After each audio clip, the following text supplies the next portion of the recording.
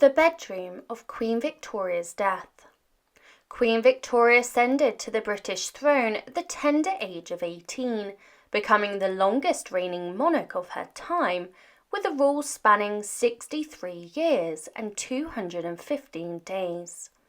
Her reign witnessed profound transformations within the United Kingdom. As both Queen and Empress of India, Victoria's life was marked by significant personal and political events.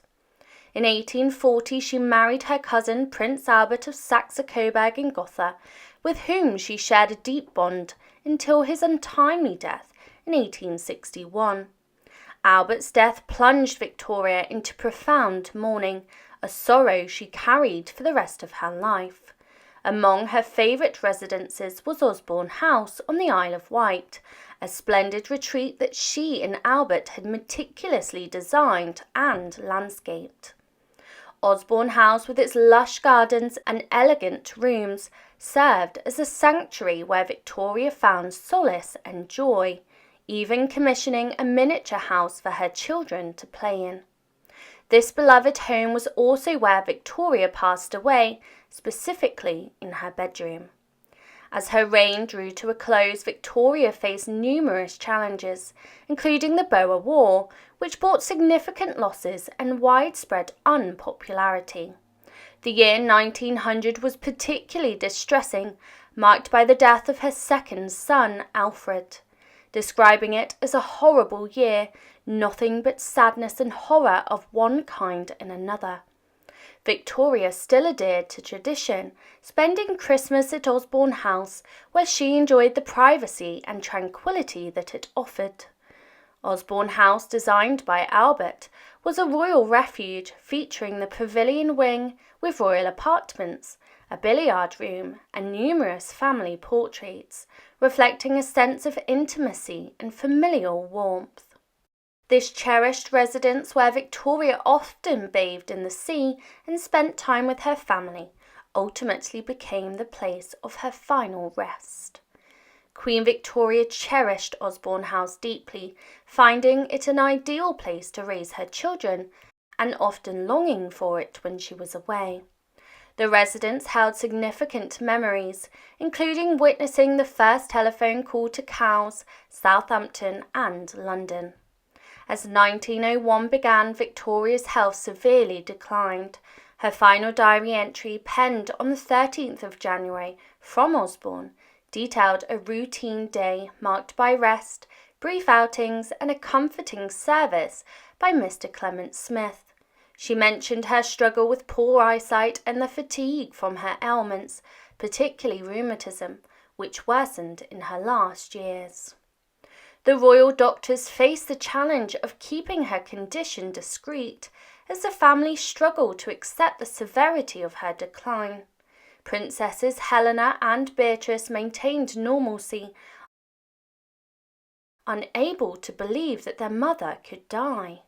However, it became undeniable that Victoria was nearing the end, prompting the royal family to gather at Osborne House.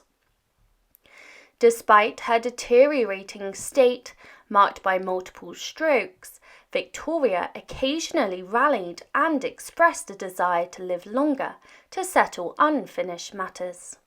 As the family assembled, including the frustrated Prince of Wales and Kaiser Wilhelm II, they prepared for the inevitable. The Queen's declining condition was publicly acknowledged, with announcements indicating that she was unconscious and sinking fast. Despite her weakening state, Victoria's resolve remained, asking her doctor if she was improving. Osborne House became a hub of activity, with family members housed in various rooms, with servants attending to their needs. Outside, people gathered at the gate seeking updates. The Bishop of Winchester offered prayers and hymns for the ailing Queen, and in her final moments, Victoria acknowledged her dire state to her doctors, who continued to offer reassurance as she neared the end of her historic reign. Inside a small, intimate bedroom at Osborne House, Queen Victoria spent her final days. This modest room, central to a significant historical event, contained a poignant reminder of her late husband, Prince Albert, with his deathbed picture by her side. Contrary to popular depictions of a grand chamber, Victoria's deathbed was a modest one, situated in the middle of the room. As Victoria's health declined, the royal family gathered around her on a cold January morning, filling the room with their presence and the sounds of priests chanting prayers. The scene was one of emotional chaos, with furniture rearranged to accommodate the many visitors.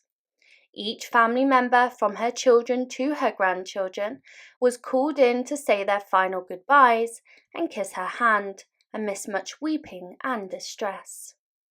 In these final hours, Victoria's condition fluctuated, rallying and then fading like a grand ship slowly sinking.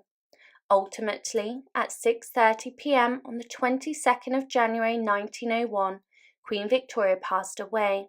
Her body remained in the room for quite some time, marking the end of an era, with the humble confines of this small yet historically significant space. After Queen Victoria's death, her bedroom at Osborne House was preserved exactly as it was, transforming into a family shrine for the next 50 years. A bronze memorial plaque was placed above her head, and the blinds were kept perpetually drawn. An altar was created from a draped chest adorned with candlesticks, enhancing the room's tranquility. To ensure its sanctuary, an iron gate installed by Edward VII restricted access to only royal family members. The bedroom, despite its small size, was decorated with large paintings and retained a homely atmosphere. This room, rich with history, witnessed significant events following Victoria's death, including the hurried arrangements for her royal funeral and state proceedings. Victoria passed away in this modest yet cherished room on the Isle of Wight, a place that she considered a true home. The serene and familial ambience of Osborne House contrasts with the grandeur typically associated with royalty, emphasizing its role as a beloved family residence. In this intimate setting, after weeks of illness, Queen Victoria's life came to a close.